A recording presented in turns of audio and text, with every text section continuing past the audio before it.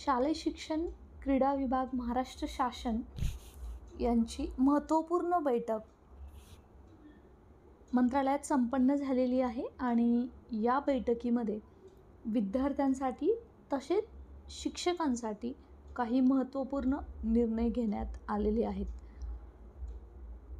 महत्त्वपूर्ण हायलाइटेड निर्णयाबद्दल या व्हिडिओमध्ये माहिती घेऊच या. त्याचबरोबर सर्वात महत्त्वाचं म्हणजे संच मान्यतेसंदर्भातील निकष बदलण्यात आले होते आणि या मीटिंगमध्ये त्याला यश आलेलं आहे की संच मान्यतेसंदर्भात सुधारित निकष ॲडिशन केलेले आहेत आणि आता फक्त एकच मुद्दा राहतो, तो म्हणजे कंत्राटी शिक्षक भरतीचा. शिक्षण मंत्री माननीय दीपक केसरकर साहेब, त्याचबरोबर शालेय शिक्षण विभागातील अधिकारी आणि शिक्षकांसाठी काम करणाऱ्या संघटनांचे पदाधिकारी यांची बैठक मंत्रालयात नुकतीच पार पडली. या बैठकीमध्ये आचारसंहितेपूर्वी विद्यार्थ्यांसाठी त्याचबरोबर शिक्षकांसाठी काही महत्त्वपूर्ण निर्णय घेण्यात आलेले आहेत. त्याबद्दल माहिती या व्हिडिओमध्ये आपण घेणार आहोत. त्याचे सुधारित निकष जाहीर करण्यात आलेले आहेत आणि ते निकष आपण टेलिग्राम चॅनलवरती सुद्धा अपलोड केलेले आहेत. सो या व्हिडिओच्या डिस्क्रिप्शन बॉक्समध्ये लिंक आहे. टेलिग्राम चॅनल जॉईन करा जेणेकरून तुम्हाला शिक्षकांच्या हक्काच्या लढ्यातील अपडेट्स मिळत राहतील. चला तर मित्रांनो, सुरुवात करूया. मंत्रालयात शिक्षण मंत्री माननीय दीपक केसरकर साहेब, त्याचबरोबर राज्याच्या मुख्य सचिव माननीय कुंदन मॅडम, आयुक्त माननीय सूरज मांढरे साहेब, शिक्षण संचालक संपत सूर्यवंशी साहेब, राज्य मंडळाचे अध्यक्ष गोसावी साहेब, उपसचिव तुषार महाजन साहेब, महासंघाचे अध्यक्ष डॉक्टर संजय शिंदे, सचिव प्राध्यापक संतोष फासगे, प्राध्यापक विक्रम काळे, प्राध्यापक लक्ष्मण रोडे, प्राध्यापक NB सेजवळ आणि इतर शिक्षकांसाठी काम करणाऱ्या संघटनांचे पदाधिकारी या बैठकीत उपस्थित होते आणि या बैठकीत महत्त्वपूर्ण पुढील निर्णय घेण्यात आलेले आहेत.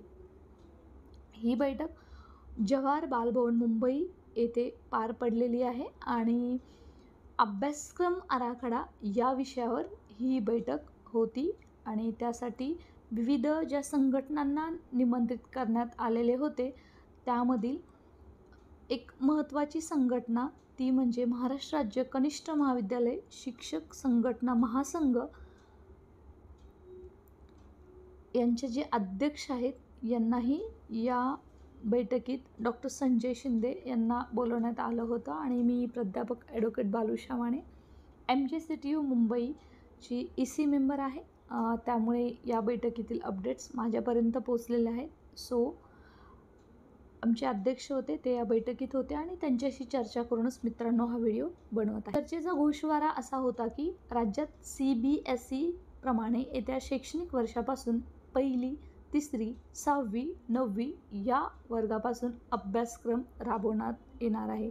म्हणजे CBSE सारखा जो अभ्यासक्रम आहे तो येत्या शैक्षणिक वर्षापासून विद्यार्थ्यांसाठी पहिलीच्या वर्गासाठी, तिसरीच्या वर्गासाठी, 6वीच्या वर्गासाठी आणि 9वीच्या वर्गासाठी राबवण्यात येणार आहे आणि सेमिस्टर पॅटर्न असणार आहे. दुसरा मुद्दा आहे सध्याच्या विषय योजनेत बदल करून CBSE प्रमाणे विषय योजना राबवण्यात येणार आहे. म्हणजे जे सब्जेक्ट्स आहेत ते सुद्धा बदलणार आहेत येणाऱ्या शैक्षणिक वर्षामध्ये विद्यार्थ्यांसाठी आणि CBSEचे जे सब्जेक्ट आहेत तेच इम्प्लिमेंट करण्यात येणार आहे. तिसरा मुद्दा शैक्षणिक वर्षाचे अध्यापनाचे कामकाज 230 दिवसाचे असणार आहे.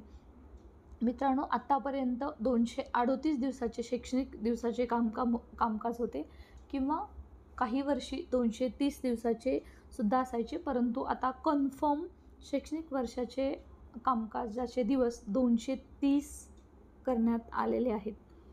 त्याचबरोबर एक महत्त्वपूर्ण निर्णय पुढचा चौथा मुद्दा आहे तो म्हणजे शैक्षणिक वर्ष 1 एप्रिलपासून सुरुवात उन्हाळ्याची सुट्टी केवळ मे महिन्यात असणार आहे. म्हणजे येणाऱ्या काळामध्ये जो आपल्याला विद्यार्थ्यांना एप्रिल महिन्यामध्ये सुट्टी लागते आणि मे महिना पूर्ण शिक्षकांना सुट्टी असते आणि 15 जूनपर्यंत शाळा भरतात राज्यातील, परंतु आता त्याच्यामध्ये बदल होणार असून एप्रिल वर्षापासून नवीन शैक्षणिक वर्षाची सुरुवात असणार आहे आणि केवळ मे महिना विद्यार्थ्यांना सुट्टी असणार आहे.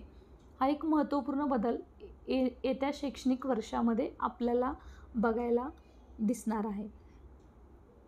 5वा मुद्दा, मूल्यमापन योजनेतही CBSE प्रमाणे बदल करण्यात आलेले आहेत, म्हणजे CBSE पॅटर्न असणार आहे. आणि सर्वात महत्त्वाचं की विद्यार्थ्यांसाठी चांगलं यश विद्यार्थ्यांनी मिळवावं यासाठी CBSE सारखा अभ्यासक्रम राबवण्यात यावा असं शासनाने स्वीकारलं होतं. परंतु शालेय वेळा किंवा 10वी 12वीची परीक्षा 2 सत्रात घेण्यात महासंघाच्या वतीने विरोध करण्यात आलेला आहे. म्हणजे ज्या महासंघाच्याबद्दल मी बोलते त्यांनी यावर्षी तरी 12वी आणि 10वीच्या परीक्षा 2 सत्रामध्ये घ्यायच्या होत्या, त्याला विरोध करण्यात आलेला आहे आणि 10वी 12वीच्या परीक्षा पूर्वीप्रमाणेच होतील असे आश्वासन आज केसरकर मंत्री महोदयांनी दिलेले आहे. त्याचबरोबर आता शिक्षकांसाठी काही महत्त्वपूर्ण जे डिसिजन घेण्यात येणार आहे ते असे, एक अंशतः अनुदानित शिक्षकांना टप्पावाढ मिळावी. म्हणजे जे काही अंशतः अनुदानित आहे, टप्पावार ज्या काही शाळा आहेत 20%, 40%, 60%, त्यांना या निवडणुकांपूर्वी टप्पावाढ अनुदान मिळावं. दुसरा मुद्दा, IT शिक्षकांचे समायोजन करण्यासंदर्भात शासनादेश निर्गमित करावा. बरोबर. तिसरा मुद्दा, आश्वासित प्रगती योजनेस मंजुरी मिळेपर्यंत निवड श्रेणी सरसकट देण्यात यावी. 5वा मुद्दा आहे, 1 नोव्हेंबर 2005 पूर्वी नियुक्त शिक्षकांना जुनी पेन्शन योजना लागू करण्यात यावी. म्हणजे आता सध्या आपण पाहतोय की 2 पेन्शन योजना राज्यामध्ये लागू आहेत, एक आहे OPS आणि एक आहे NPS. परंतु जर 5 नोव्हेंबर 2005 पूर्वी जर नियुक्ती असेल तर कंपल्सरी त्यांना OPS ओल्ड पेन्शन योजनेचा लाभ मिळावा. 6वा मुद्दा आहे, संच मान्यता करताना विद्यार्थी संख्येची अट शिथिल करण्यात यावी. म्हणजे विद्यार्थी संख्येनुसार संच मान्यता सध्या ग्राह्य धरली जाते, परंतु आता आपण पाहतोय की मगाशीच मी बोलल्याप्रमाणे नवीन सुधारित निकषसुद्धा जाहीर करण्यात आलेले आहेत. त्यामुळे विद्यार्थी संख्या जर कमी झाली तर शिक्षकांची संख्या कमी होते आणि शिक्षक भरती होत नाही किंवा शिक्षकांचं अतिरिक्त ठरतात आणि त्यांचं समायोजन करणं हाच एक मुश्किल टास्क बनतो शालेय विभागाकडे. त्यामुळे विद्यार्थ्यांची जी संख्या आहे त्याच्यानुसार संच मान्यता करण्यात येऊ नये असा एक मुद्दा चर्चेला गेला. 7वा मुद्दा आहे, त्रुटी असलेल्या संच मान्यतेची तात्काळ दुरुस्ती करण्यात यावी. बरंच आपण पाहतोय की संच मान्यता म्हणजे काय प्रलंबित आहे किंवा त्याच्यामुळे ज्या काही त्रुटी आढळत आहेत त्या तात्काळ दुरुस्ती करून त्या जागा ज्या असतील त्या पोर्टलला देण्यात याव्यात. चर्चा झालेली आहे आणि त्यावरती शिक्षण मंत्री काय म्हणाले ते आपण पाहूयात. पहिल्यांदा त्यांनी असं उत्तर दिलेलं आहे आजच्या बैठकीमध्ये की कॅबिनेट लवकरच होत आहे, त्यावेळेस टप्पावाढीचा निर्णय घेण्यात येणार असून डिसेंबर 24च्या वेतनात फरकसह वेतन अदा करण्यात असल्याचे सांगितले आहे. सो हा एक सक्सेसफुल डिसिजन झालेला आहे की टप्पा वाढीचा निर्णय होणार आहे. त्याचबरोबर IT शिक्षकांच्या समायोजनाचा शासनादेश पुढील आठवड्यात निघणार आहे. सो ही सुद्धा महत्त्वाची गुड न्यूज आहे. तिसरा मुद्दा आहे की आश्वासक प्रगती योजनेची मंजुरी होईपर्यंत निवड श्रेणी सरसकट लागू करण्यासंदर्भातील आदेशसुद्धा काढला जाणार आहे. चौथा महत्त्वाची जो निर्णय झालेला आहे तो म्हणजे समायोजन न झालेल्या शिक्षकांच्या बाबतीत येणाऱ्या विविध अडचणी दूर करून समायोजनाचे अधिकार उपसंचालकांना देण्यात आलेले आहेत. सो 5वा आहे, यावर्षीची संच मान्यता करताना मागील वर्षाची विद्यार्थी संख्या ग्राह्य धरणार आहेत आणि ही खूप महत्त्वाची गुड न्यूज आहे कारण याशिवाय पवित्र पोर्टलला शिक्षकांच्या जागा येणार नाही आहेत. आणि याचबरोबर 6वा मुद्दा आहे, जुनी पेन्शन योजना लागू करण्यासंदर्भात धोरणात्मक निर्णय आवश्यक असल्याने व तो अधिकार मुख्यमंत्री उपमुख्यमंत्री यांच्या कक्षेत असल्याने त्यावर निर्णय घ्यावा व त्यांनी पाठपुरावा सुरू असल्याचे सांगण्यात आलेले आहे. म्हणजे जो काही पेन्शन योजनेबद्दल ज्या काही चर्चा झालेल्या आहे त्या मुद्द्यांबाबतीमध्ये त्याच्या संदर्भात तो निर्णय आहे मुख्यमंत्री उपमुख्यमंत्री घेतील, त्यासाठी पाठपुरावा करण्यासाठी केसरकर साहेब स्वतः करत आहेत आणि संघटनांनासुद्धा तसं त्यांनी निर्देश दिलेले आहेत.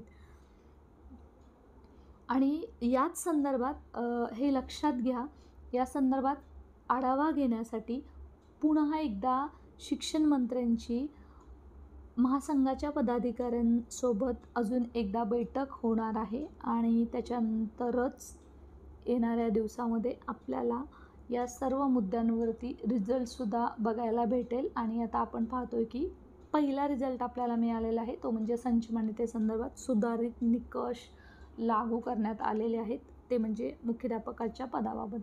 सो मित्रांनो, अशाच शालेय विभागाच्या अपडेट अपडेट राहण्यासाठी स्टे कनेक्टेड, चॅनलला सबस्क्राईब करा. कारण मित्रांनो, शिक्षकाच्या हक्काची लढाई आणि शिक्षकांचे प्रश्न, शिक्षका भरतीचे वास्तव हे न संपणार आहे आणि त्याच्यासाठी आपल्याला एकमेकांना सहकार्य, सपोर्ट करणं गरजेचं आहे. अशाच वेगवेगळ्या संघटनांशी सुद्धा तुम्ही जुळत राहा, जेणेकरून तुम्हाला सध्या शासन स्तरावर चाललं आहे काय ही गोष्ट माहीत पडेल. Thanks for watching. Stay connected.